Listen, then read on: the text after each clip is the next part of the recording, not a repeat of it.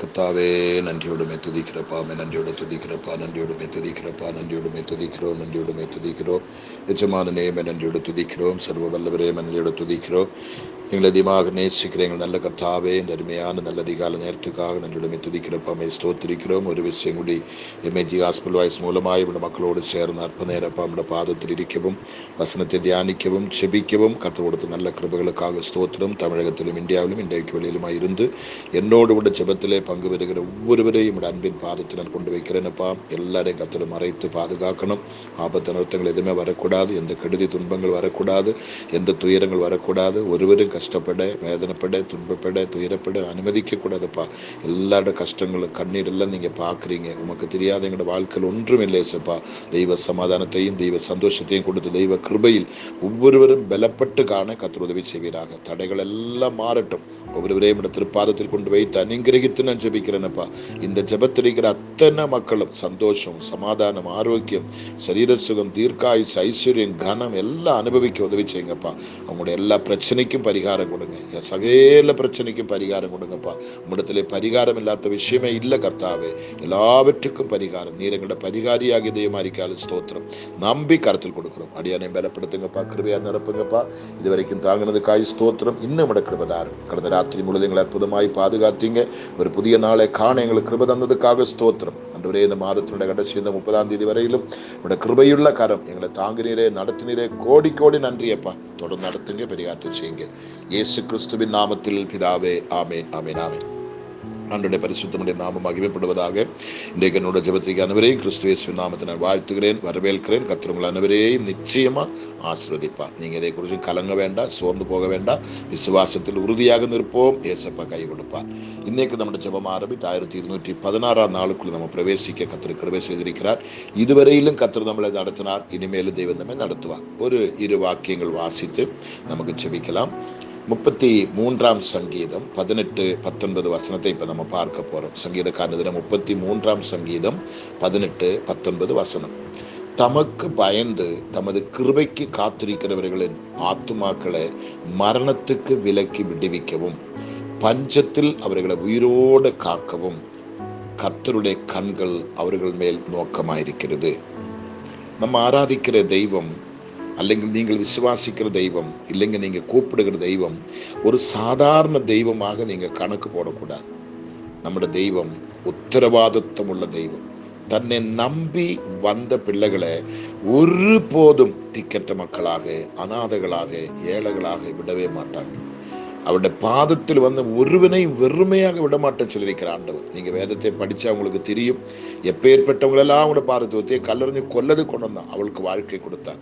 குஷ்டரோகி வந்தார், அவனுக்கு வாழ்க்கை கொடுத்தார். குருடன் வந்தான், அவனுக்கு பார்வையை கொடுத்தார். அவருடைய பாதத்தில் வந்து அத்தனை பேருக்கும் மரியா இயேசுவின் பாதத்தில் விழுந்தார். சொந்த சகோதரனை 4ஆம் நாள் உயிரோடு எழுப்பி கையிலே கொடுத்தார். இப்படி அவருடைய பாதத்தில் வந்திருக்கிற அத்தனை பேருக்குமே நிச்சயம் விடுதலை தான். அவரை அப்பா பிதாவை என்று கூப்பிடுகிற மக்களுக்கு, சத்தியத்திலும் ஆத்மாவிலும் ஆராதிக்கிற மக்களுக்கு, பிரித்தெடுக்கப்பட்ட மக்களுக்கு, ரட்சிக்கப்பட்ட மக்களுக்கு, இரத்தத்தால் கழுகப்பட்டதன் பிள்ளைகளுக்கு நிச்சயமா விடுதலை தான். இங்கே பார்க்கும் பொழுது தமக்கு பயந்து தமது கிருபைக்கு காத்திருக்கிறவர்களின் ஆத்துமாக்களை மரணத்திலிருந்து விலக்கி விடுவிக்கவும். எல்லாருக்கும் இல்லைங்க, எல்லாருக்கும் கிடைக்கும் நீங்க நம்பக்கூடாது. நல்ல கவனிக்கணும். தமக்கு பயந்து, நீங்கள் ஆண்டவருக்கு பயந்து இருக்கிறீங்களா பாருங்க. உங்களுடைய எல்லாரோட வாழ்க்கையிலும் கர்த்தருக்கு பயப்படுகிற பயம் இருக்கிறதா பாருங்க. அவருக்கு பயப்படுகிற பயம் நமக்கு இருந்தா நமக்கு எதுக்குமே குறையே கிடையாது. அவருக்கு பயந்தவன் அவருடைய ஹிருதயத்துக்கு ஏற்றபடிதான் வாழ்வாங்க. அவருடைய ஹிருதயத்துக்கு ஏற்றபடிதான் சிந்திப்பாங்க. அவருடைய ஹிருதயத்துக்கு ஏற்றபடிதான் எதையும் செய்வாங்க. அவருக்கு பயந்த பிள்ளைங்க. அப்போ நம்மளோட வாழ்க்கை எப்படி நமக்கு தெரியும். ஓகே, அடுத்து என்ன சொல்றாங்க? தமது கிருபைக்கு காத்திருக்கிறவர்களின் மேல். அப்பா, உங்களோட கிருபை இல்லாத எனக்கு இந்த உலகத்தில் ஒன்றும் இல்லை. உங்களோட கிருபை இருந்தா தான் நான் வாழ முடியும். உங்களோட கிருபை தான் எனக்கு தேவை என்று சொல்லி கிருபைக்காக காத்திருக்கிறவர்கள் மேல எனக்கு சொல்றா பாருங்களேன். கண்ணுங்க சொல்றாங்க, தமக்கு பயந்து தமது கிருபைக்காக காத்திருக்கிறவர்கள் மேல், காத்திருக்கிறவர்களின் ஆத்துமாக்களை மரணத்துக்கு விலக்கி விடுவிக்கவும். அப்படிப்பட்டவங்களுக்கு மரணத்துக்குரிய எந்த ஒரு சூழ்நிலை வந்தாலும் அவங்களை கர்த்தர் மரணத்துக்கு விட்டு கொடுக்க மாட்டாங்க. அந்த மரணத்துக்கு கர்த்தர் நம்மளை விலக்கி ரட்சிப்பார். என்னுடைய அனுபவத்தில் எத்தனையோ 100 சாட்சிகள் சொல்ல முடியும் எனக்கு செய்தது. அதெல்லாம் இப்ப இங்க விவரிக்க நமக்கு நேரம் இல்லை. இது 100% இந்த வசனம் உண்மை. அவர் நிச்சயமா தமக்கு பயந்து தமது கிருபைக்கு காத்திருக்கிறவர்களின் ஆத்துமாக்களை மரணத்துக்கு விலக்கி விடுவிக்கவும். அடுத்து என்ன பாருங்களேன், பஞ்சத்தில் அவர்களை உயிரோட காக்கவும். பஞ்சத்துல நம்ம செத்து போகக்கூடாது, நம்ம அழிஞ்சு போகக்கூடாது, நம்ம நசிச்சு போகக்கூடாது என்று சொல்லி பஞ்சத்தில் அவர்களை உயிரோட காக்கவும். எவ்வளோ மக்கள் பஞ்சத்தினால வாடுகிறார், எவ்வளோ மக்கள் பஞ்சத்தினால தற்கொலை பண்றாங்க, எவ்வளோ மக்கள் பரவிதப்பட்ட பஞ்சத்தினால செத்து போறாங்க. ஆனால் தேவனை நம்பி வந்த ஒரு பிள்ளையை ஒரு காகனை அனுப்பியாகலும் கர்த்தர் போஷிப்பார். கேரீத் ஆற்றின் கரையில எலியாவை போஷிக்க காகனுக்கு தான் கட்டளை கொடுத்தாங்க. காகனை அனுப்பியாகலும் கர்த்தர் அதை செய்வார். வேதத்தில் அதுக்கு நமக்கு இருக்குது. ஒரு மரிக்க போகிற விதவையை கொண்டு கர்த்தரனை போஷிக்க வல்லவராயிருக்கிறார். எல்லா விதத்திலும் கர்த்தர் நமக்கு அற்புதம் செய்வாராக. அவரை நம்பி வந்த பிள்ளைகளுக்கு வெறும் 5 அப்பத்தை எடுத்து 5000 பல மக்களுக்கு கொடுத்து மிச்சம் எடுத்தவர் நம்முடைய ஆண்டவர். அப்படியான இல்லாததே உள்ளபடி உருவாக்குறது நம்முடைய ஆண்டவர். அதான் சொல்ற, பஞ்சத்தில் அவர்களை உயிரோட காக்கவும். நமக்கெல்லாம் அந்த பஞ்சத்துல ஒன்னே நம்ம தற்கொலை பண்ணியிருக்கணும், இல்லை நம்ம செத்து போயிருக்கணும். ஆனா இல்லை, இவர் உயிரோடு இருக்கிறபடியால், நாம் அவருடைய கிருபைக்காய் காத்திருக்கிறபடியால், தமக்கு பயந்து அவருடைய கிருபைக்காக நம்ம காத்திருந்தபடியினாலே ஆத்துமாக்களை மரணத்துக்கு விலக்கி விடுவிக்கவும், ஆமீன், பஞ்சத்தில் அவர்களை உயிரோட காக்கவும் கர்த்தருடைய கண்கள் அவர்கள் மேல் நோக்கமாயிருக்கிறது. இந்த சத்தியத்தை நீங்க எப்படி ஏற்றெடுக்கிறது எனக்கு தெரியல. இந்த சத்தியத்தை நீங்கள் உண்மையா விசுவாசிக்கிறது உண்டானால் நீங்க நீ பயப்பட மாட்டீங்க. என்ன மலை போன்ற பிரச்சனை உங்களுக்கு இருக்கட்டுமே, உங்களோட உயிர் பிரியிற சூழ்நிலை இருக்கட்டுமே, எல்லாரும் உங்களை மறந்து தூக்கி எறிஞ்சிருக்கட்டுமே, கைவிட்டிருக்கட்டுமே, பயப்பட தேவையே இல்லை. ஏன்னு கேட்டா ஒரு கண்ணு மேல நோக்கமாயிருக்குது. கர்த்தருடைய கண்கள் அவர்கள் மேல் நோக்கமாயிருக்கிறது. இது ஒண்ணு மட்டும் நமக்கு கிடைச்சதுன்னு வச்சுங்க, நமக்கு வேற உலகத்தில் ஒண்ணுமே வேண்டாம். அப்ப யார் மேல கண்ணு நோக்கமாயிருக்கும்? தமக்கு பயந்தவர்கள் மேலே, தமது கிருபைக்காக காத்திருக்கிறவர் மேலே. அவருடைய ஆத்துமாக்களை மரணத்துக்கு விலக்கி விடுவிக்கிறது மாத்திரமல்ல, பஞ்சத்தில் அவர்களை உயிரோடு வைக்கிறது மாத்திரமல்ல, கர்த்தருடைய கண்கள் அவர்கள் மேல் நோக்கமாயிருக்கிறது. இப்ப கண்ணீரோடு இருக்கிற நீங்கள், பல வேதனையோடு இருக்கிற நீங்கள், பல பிரச்சனைக்குள்ள இருக்கிற நீங்கள், நிறைய குடும்பத்துல திருமண பிராயம் தாண்டி ஆண் பிள்ளைகள் பெண் பிள்ளைகள் மலை போல வளர்ந்து நிற்கிறாங்க. அந்த பேரண்ட்ஸ் எல்லாம் தூங்குற நீங்க நினைக்கிறீங்களா? பேரண்ட்ஸுக்கு நான் சொல்ற ஒரே ஒரு காரியம், பிள்ளையோட திருமண பிராயம் என்பது ஒரு பெண்ணினோட வயது என்ன, ஒரு பையனோட வயது என்ன, அந்த பருவத்தில் அவர்களுக்கு நல்ல விவாகம் நடத்தி வைக்க பேரண்ட்ஸுகள் பொறுப்பெடுக்கணும். அது உண்மையான ஒரு காரியம். இன்னைக்கு அநேக பேரண்ட்ஸ் அதில் கர்சனை இல்லாமல் இருக்கிறாங்க. சில பிள்ளைகள் சம்பாதிச்சுட்டு வரும், அப்போ அவங்களோட பணம் திருமணமானா போயிடுவேனே என்று சொல்லி இருப்பா. சில பிள்ளைகள் வீட்டில் நல்ல வேலை செய்வாங்க, இவளை கட்டிவிட்டா இல்லை இவனை கட்டிவிட்டா நமக்கு எப்படி ஆகும், இந்த பையன் கல்யாணம் கட்டுற பெண்ணு வந்தா நம்மளை பார்க்க மாட்டாங்க. இப்படிப்பட்ட தவறான எண்ணங்கள் மனதிலே கொண்டு அநேக பிள்ளைகளோட வாழ்க்கையை அழிக்கிறதுல பேரண்ட்ஸ் தான் முதலிடத்து நிற்கிறாங்க. அதுக்கு ஒரு காலத்தும் நீங்க நிற்கவே கூடாது. எப்படி ஆகலும் கண்ணீரோடு செபித்து பாரப்பட்டு ஏசப்பா மேல பாரத்தை போட்டு உங்க பிள்ளைகளுக்கு ஏற்ற பரிசுத்தமான விவாகம், ஏதோ ஒரு தலைவலி ஒளிஞ்சு போகட்டும் சொல்லி ஏதோ ஒன்று பிடிச்ச தலையில கட்டி கொடுக்கறதல்ல. ரட்சிக்கப்பட்ட பிள்ளைகள், இரத்தத்தால கழுகப்பட்ட பிள்ளைகள், இயேசுவின் நாமம் தரிக்கப்பட்ட பிள்ளைகள், அபிஷேகம் பண்ணப்பட்ட பிள்ளைகளை நீங்க கண்ட இடத்துல இல்லாம அவிசுவாசிகளுக்கு பிடித்து கொடுத்து பேருக்காகவோ பெருமைக்காகவோ பணத்துக்காகவோ பொருளுக்காக கொடுத்து அந்த பிள்ளையுடைய ஆத்மாவை நீ அழிக்கவும் கூடாது. திருமண பிராயமா இருக்கிற பிள்ளைகளை வச்சு கரசனை இல்லாம இருக்கக்கூடாது.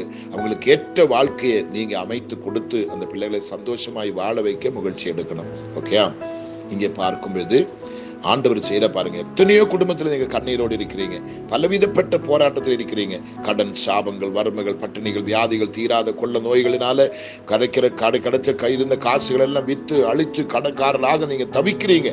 என்ன செய்து உங்களோட வியாதிக்கு பரிகாரம் இல்லை. மெடிக்கல்ல போன தொலைஞ்ச நம்ம கதை மொத்தத்தை சுரண்டி எடுத்து கடைசி நம்மளை சவப்பட்டி கொண்டு வச்சிருவாங்க. இதான் இன்னைக்கு மெடிக்கல் பார்த்து கொண்டிருக்கிற காரியங்கள். அப்படியானால் இங்கே தமக்கு பயந்து நீங்க இன்னைக்கு ஒன்னும் செய்ய வேண்டாம். அவருக்கு வெள்ளியோ பொண்ணோ போனோ ஒன்றும் கொடுக்க வேண்டாம். அவருக்கு பயந்தா போதும். தமக்கு பயந்து தமது கிருபைக்கு காத்திருப்பா, கிருபை எனக்கு போதுப்பா என்று சொல்லி கிருபைக்கு காத்திருக்கிற ஆத்துமாக்களை மரணத்துக்கு விலக்கி விடுவிக்கிறார். நீங்க மறிக்க மாட்டீங்க, உங்களை விடுவிக்க கர்த்தர் வருகிறார். ஆனா நீங்க எப்படி இருக்கணும்? தமக்கு பயந்திருக்கணும், கிருபைக்கு காத்திருக்கணும். இந்த 2 வேலை நீங்க செய்யறது உண்டானால் அடுத்தவர் செய்வது மரணத்திலிருந்து கர்த்தர் விடுவிக்கிறார். 2வது, பஞ்சத்தில் அவர்களை உயிரோட காக்கிறார். 2 காரியத்தை கர்த்தர் செய்யறதுக்காக என்ன சொல்லுகிறார்? கர்த்தருடைய கண்கள் அவர்கள் மேல் நோக்கமாயிருக்கிறது. நீ பட்டினி கிடக்கக்கூடாது, நீ கஷ்டப்படக்கூடாது, நீ வியாகுலப்படக்கூடாது, சோர்ந்து போகக்கூடாது, செத்து போகக்கூடாது என்று சொல்லி கர்த்தருடைய கண்கள் உங்க மேல் நோக்கமாயிருக்கிறது. இந்த 1216ஆம் நாள், இந்த மாதத்தினுடைய கடைசி 30ஆம் நாள் நான் உங்களுக்கு சொல்லுகிற வார்த்தை தீர்க்க தரிசனமாய் எடுத்துக்கொள்ளுங்க. நீங்க சாக மாட்டீங்க. அவருடைய கண்ணு உங்க மேல் பதிந்திருக்க வேண்டுமானால் நீங்க கர்த்தருக்கு பயந்து ஜீவிக்கணும், அவருடைய கிருபைக்காக காத்திருக்கணும். இந்த 2 வேலை நீங்க செய்தால் உங்களை கர்த்தர் மரணத்துக்கும் விட மாட்டேன், பஞ்சத்திலும் சாகடிக்க மாட்டேன். உங்களோட அவருடைய கண் உங்க மேல் வைத்து உங்களை காப்பாற்று. நம்ம ஜெபம் பண்ணலாமா? பரிசுத்தமுள்ள எங்கள் நல்ல கர்த்தாவே, இந்த அருமையான நல்ல நேரத்துக்காக நன்றியோடுமே துதிக்கிறப்பா, அம்மை ஸ்தோத்திரிக்கிறோம். இந்த நேரத்தில் என்னோடு கூட ஆண்டவரே இருக்கிற ஜெபத்தில் இருக்கிற ஒவ்வொரு பிள்ளைகளையும் நம்முடைய பாதபடத்தில் கொண்டு நான் காணிக்கையாக கொடுக்கிறேன் ஏசப்பா. ஆண்டவரே, இதுவரைக்கும் அவங்களை நீ பாதுகாத்ததுக்காக நன்றியப்பா. அவங்க தேசத்தினுடைய எந்த பகுதியில் இருக்கட்டுமே, எங்கே இருக்கட்டப்பா, இந்த ஜெபத்தை கேட்டுக்கொண்டிருக்கிற பிள்ளைகள் யாரா இருக்கட்டும், எந்த குலத்திலோ, எந்த கோத்திரத்திலோ, எந்த ஜாதியிலோ, எந்த சமுதாயத்திலோ எப்படியோ இருக்கட்டப்பா, இதை கேட்கிற பிள்ளைகளுக்குள்ள விசுவாச கண்களை திறந்து கொடுப்பீராக. ஏசப்பான்னு ஒருவர் இருக்கிறார், ஆமீன் சொல்லி உண்மையாகவே உமக்கு பயந்து ஜீவிக்கக்கூடிய ஒரு கிருபையை தாங்கப்பா. உங்களுடைய கிருபைக்காக காத்திருக்கக்கூடிய ஒரு நல்ல இருதயத்தை என் மக்களுக்கு தாங்கப்பா. நீர் இதை செய்ய போறதுக்காக நன்றி ஆண்டவரே. ஒரு பக்கம் கொடிய வியாதியினால் அவதிப்படுறாங்கப்பா, ஒரு பக்கம் கர்த்தாவே ஃபைனான்சியல் நெருக்கடியினால, போதுமான வருமானம் இல்லாம, பட்டினியினால, தரித்திரத்தினால ஒரு பக்கம் மக்கள் நொந்து வெந்து செத்து கொண்டிருக்கிறாங்கப்பா. இன்னொரு பக்கம் யாருடைய சகாயம் இல்லாம அநாதைகளாக, திக்கற்ற பிள்ளைகளாக, ஒருவருமே கேட்பார் இல்லாம கடந்து அழிகிற, வேதனிக்கிற, துடிக்கிற மக்கள் ஏராளம் இந்த உலகத்தில் உண்டப்பா. அநேகர் வீடு இல்லாம இருக்கிறோம், வஸ்திரம் இல்லாம இருக்கிறோம், 3 வேளைக்கு ஆகாரத்துக்கு 1 வேளை கூடி ஆகாரம் இல்லாம கஷ்டப்படுற மக்கள் உண்டப்பா. ஆண்டவரே, உமக்கு நன்றி அப்பா. அவள் எல்லாம் கர்த்தர் கண்மணி போல மறைத்து நீ பாதுகாத்துக் கொள்வீராக. அவள் எல்லாம் தேவனுக்கு பயப்படுகிற பிள்ளைகளாய், நம்முடைய கிருபைக்கு காத்திருக்கிற மக்களாய் நீ கொண்டு வரும்படி நான் செபிக்கிறேன் அப்பா. கடன் சாபத்தினால மெழுகு போல உருகிற குடும்பங்கள் உண்டப்பா. அது வெளியே வர்றதுக்கு எந்த நிவர்த்தியும் இல்லை ஆண்டவரே. படித்திருக்கிறாங்கப்பா, வேலைக்காக ட்ரை பண்ணி எங்குமே ஒரு டோர் திறக்கிற மாதிரி இல்லப்பா. அதுக்காக அலைஞ்சதும் செலவழித்ததும் கண் விழித்ததும் அல்லாம ஒன்றுமே இல்லப்பா. ஒரு குழந்தைக்காக ஏங்குறாங்கப்பா, அது கிடைக்கலப்பா. ஆண்டவரே, திருமணத்துக்கு ஏங்குறாங்கப்பா, அது நடக்கலப்பா. ஒரு வீடு கட்ட பாக்குறாங்கப்பா, அது நடக்கலப்பா. சந்தோஷமாய் சமாதானமாய் வாழ பாக்குறாங்கப்பா, அது சுத்தமா இல்லப்பா. குடும்பத்துக்குள்ள கலகம், குடும்பத்துக்குள்ள பிரிவினை, குடும்பத்துக்குள்ள பிரச்சனைகள், ஆண்டவரே பலவிதப்பட்ட வாக்குவாதங்கள், குழப்பங்கள், கலகங்கள் அநேக குடும்பத்தில் உண்டப்பா. சபைகளுக்குள்ள உண்டப்பா, ஊழியக்காரர்களுக்குள்ள உண்டப்பா. ஒருத்தருக்கு ஒருத்தர் சந்தோஷம் இல்லாம, ஒற்றுமை இல்லாம எத்தனை ஊழியர்கள் ஆண்டவரே இருக்கிறாங்கப்பா. அவங்களை எல்லாம் கர்த்தர் பார்த்து எல்லாரும் தேவனுக்கு பயப்படுகிற மக்களாய் வரட்டும் ஆண்டவரே. இந்த சம்பவம் எல்லாம் நடக்க காரணம் என்ன? நமக்கு தேவ பயம் இல்லை. தேவ பயம் உள்ள மனுஷன் எல்லாரையும் நேசிப்பாங்க, எல்லாரையும் அனுசரிப்பாங்க, எல்லாரையும் ஒரே மாதிரி பார்ப்பாங்க. அவனுக்கு தேவ பயம் இருக்கிறதுனால அவன் கிருபையினால வாழுகிறவன். அவனுடைய கிருபைதான் அவனை நடத்துறது, உடுக்கிறது, உண்ண வைக்கிறது எல்லாம் கிருபைதான். மக்களே, தயவுச்சது கவனிங்க. அந்த ஒரு கிருபை மட்டும் உங்களுக்கு இருந்த ஒரு காலம் நீங்க கடன் வாங்க தேவையில்லை. கிருபை மட்டும் இருந்த நீங்க பட்டினி கிடக்க தேவையில்லை. உங்களுடைய வாழ்க்கையில என்னென்ன தேவையோ கர்த்தர் உங்களுக்கு நிச்சயமாக தருவாராக. திருமணமாகி எத்தனையோ குடும்பங்கள் இன்னைக்கு உடைக்கப்பட்டு கிடக்குது, சிதறி கிடக்குது. இதன் மத்தியே ஏதாவது 1-2 பேர் இருப்பாங்க, கலகத்தை உண்டாக்குறவங்க. அந்த பெண்ணுகிட்ட பேசி, அந்த பையன்கிட்ட பேசி அந்த குடும்பத்தை தகர்க்கிறதுக்காக அநேகர் இருக்கிறாங்க. பேரண்ட்ஸும் பிள்ளைகளுக்கு சரியானபடி அட்வைஸ் பண்ண மாட்டேன். ஒவ்வொரு பெண் பிள்ளைகளை பெற்ற பேரண்ட்ஸுக்கு நான் சொல்றது கவனிங்க. உங்க வீட்டில் வாழ்வதற்கு ஒரு பெண்ணை கட்டிவிட்ட பிற்பாடு அந்த பெண்ணை அதை சொல்லி இதை சொல்லி பொய் சொல்லி உங்க வீட்டுக்கு வரும்போது எக்காரணத்தை அந்த வீட்டுக்குள்ள அலோடு பண்ணக்கூடாது. நல்ல புத்தி கொடுக்கணும். உன்னை கட்டி வச்சிருக்கிறோம், உனக்கு வாழ்வோ சாவோ அங்கதான் சொல்லி நேரே அங்கதான் நீங்க அனுப்பி வைக்கணும். அதான் உண்மை, அதான் முறை. அது இல்லாம பிள்ளைகளை சேர்த்து வச்சு உனக்கு வேலை வாங்கி தர, உன்னை காப்பாத்துற, விட்டு வந்துட்டு சொல்லி பேசுற மடையனுங்க இன்றைக்கு மனம் திரும்பணும். அப்படிப்பட்ட மடையனுங்க நிறைய பேர் இருக்கிறாங்க. புத்தி இல்லாத பேரண்ட்ஸ். உன் பிள்ளை நீ கெடுக்கிற, எத்தனை நாளைக்கு நீ பாதுகாப்பு கொடுக்க முடியும்? எத்தனை நாளைக்கு நீ அப்பனா அம்மையா இருக்க முடியும்? யோசித்து பாருங்க.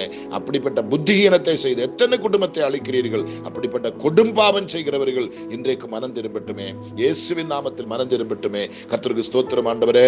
நல்ல புத்தி என் பிள்ளைகளுக்கு கொடுங்கப்பா, நல்ல ஆலோசனை கொடுங்கப்பா, நல்ல கிருபையை கொடுங்கப்பா. நம்முடைய கிருபை இல்லாம இந்த உலகத்தில் வாழ முடிந்துள்ள அந்த தேவ பயத்தை கொடுத்தவங்களை பாதுகாத்து கொள்ளுங்கப்பா.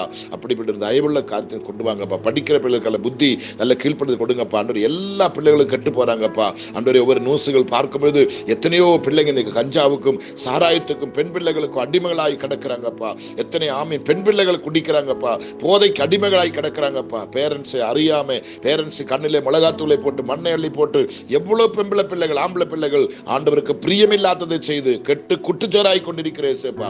அந்த பிள்ளைகள் எல்லாம் கர்த்தர் கண்ணோக்கி பார்த்து ஒரு நல்ல பாதை நீ கொண்டிரும்படி ஜெபிக்கிறோம். பேரண்ட்ஸுக்கு கண்ணீரை கொடுக்க, வேதனை கொடுக்க, நிந்தனை கொடுக்க, அவமானத்தை கொடுக்க அனுமதிக்க கூடாதப்பா. ஆண் மக்கள் பெண் மக்கள் தேவ பயத்தோடு இருக்கட்டுமே. தேவனுக்கு பயப்படுகிற பிள்ளைகளாய் மாற்றுங்கப்பா. தேவ கிருபைக்கு காத்திருக்கிற மக்களாய் மாற்றுங்கப்பா. அதுக்காக நான் ஜெபிக்கிறோம் ஆண்டவரே. எல்லா ஊழியக்காரர்களுக்காக, மிஷனரிஸுக்காக ஜெபிக்கிறோம்ப்பா. அவர்களுக்கும் தேவ பயம் உண்டாகட்டப்பா. உங்களுடைய கிருபை இல்லாம நாங்கள் ஊழியம் செய்ய முடியாது. கிருபை இருந்தால் மட்டும்தான் அற்புதங்களும் அடையாளங்களும் செய்ய முடியும், சத்தியத்தை சத்தியமாய் போதிக்க முடியும் என்ற சிந்தை எல்லா ஊழியக்காரருக்கு கொடுங்கப்பா. பணத்துக்கும் பேருக்கும் பெருமைக்கும் வயிற்றுக்கும் பொழைப்புக்கும் ஊழியம் செய்ய விடக்கூடாதப்பா, விடக்கூடாது. மக்களை ஏமாற்றி பணத்தை பறிக்கிறவர்களை கர்த்தர் சந்திப்பீராக. கள்ள தீர்க்க தரிசனங்களை சொல்லி கள்ள பொய்த்தன காரியங்கள் எத்தனை குடும்பங்களை அழிக்கிறாங்கப்பா. அப்படிப்பட்ட ஊழியக்காரர்கள் எல்லாம் கர்த்தர் சந்தித்து அவர்களுக்குள்ளே அந்த தேவனுக்கு பயப்படுகிற பயத்தை கொடுங்கப்பா. அவங்களுக்கு அந்த கிருபைக்காக காத்திருக்கக்கூடிய மனம் கொடுங்கப்பா. அதுக்காக நான் ஜெபிக்கிறோம். கர்த்தாவே, இதில் இருக்கிற ஒவ்வொருவரையும் நீ தனித்தனியாக பேர் பேராக அனுக்கிரகித்து ஆசீர்வதிக்கும்படி நான் ஜெபிக்கிறோம். பிள்ளைகளை கவனிங்க. நமக்கு பயந்து நமது கிருபைக்கு காத்திருக்கிறவர்களின் ஆத்துமாக்களை மரணத்துக்கு விலக்கி விடுவிக்கவும், பஞ்சத்தில் அவர்களை உயிரோடு காக்கவும் கர்த்தருடைய கண்கள் அவர்கள் மேல் நோக்கமா இருக்குது. உங்க அப்பா இல்லை, உனக்கு அம்மா இல்லை, புருஷன் இல்லை, மனைவி இல்லை, பிள்ளை இல்லை, போதகர் இல்லை, யாருமே இல்லை, பயப்படாத. உண்மையில 2 கண்ணு பதிஞ்சிருக்குது. ஆகாரு தனிமையிலே வருவ அனாந்திரத்தில் போகும்பொழுது யாருமே ஆசிரியம் இல்லாம, யாருடைய ஒத்தாசை இல்லாம தனிச்சவள் வனாந்திர பயணம் செய்யும்பொழுது கர்த்தருடைய கண்கள் அவளை நோக்கமாக சொல்றா, ஓ நீர் என்னை காண்கிற தேவன், நானுமே நோக்கிற அடிமை என்று சொல்லி அவள் அங்க சலண்டர் ஆகிறதை பார்க்கிறோம். எல்லாரும் உன்னை கைவிடப்படும் பொழுது 2 கண்களும் மேல் பதிஞ்சிருக்கிறது. மறக்காத, கர்த்தர் உன்னை மறக்க மாட்டேன், கைவிட மாட்டேன், ஒரு நாள் கர்த்தர் உன்னை கைவிட மாட்டேன். இன்னைக்கு இந்த ஆலோசனை கேட்டு ஒவ்வொருவரும், இந்த ஜெபத்திற்கு ஒவ்வொரு மனதை கடினப்படுத்தாதபடி, அடியன் வேகமாய் பேசியிருக்கலாம், கடினமாய் பேசியிருக்கலாம், அதை கேட்டு மனசோர்ந்து போகாதபடி, ஐயோ என் வாழ்க்கைப்படி அதமாகிறதுக்கு நான் தான் காரணம், நான் அவருக்கு பயந்த மனுஷன் இல்லை, அவருடைய கிருபைக்கு நான் காத்திருக்கிறது இல்லை, அதனால என் குடும்பம், அதனால என் வாழ்க்கை அழிஞ்சு போகுது என்று சொல்லி மனஸ்தாபப்பட்டு புலம்பி வந்து சலண்டராய் நம்முடைய பாதத்தில் விழுந்து விடுதலை பெற்றுள்ள கர்த்தர் கிருபைதார். இந்த ஜெபம் எல்லாருக்கும் அனுகிரகமாய் ஆசீர்வாதமாய் அமையட்டும். எல்லாரும் ஆசீர்வதிக்கிறோம். நம்முடைய நாமம் மட்டும் மகிமைப்படட்டும். அடியேன் தாழ்த்துகிறோம் இயேசு கிறிஸ்துவின் நாமத்தில் பிதாவே, ஆமீன், ஆமீன், ஆமீன். 100% இந்த வார்த்தையை நம்புங்க, மறுபடி படியுங்க, விசுவாசத்தை நெல்லுங்க, கர்த்தர் உங்களை கைவிட மாட்டோம். Okay, thank you.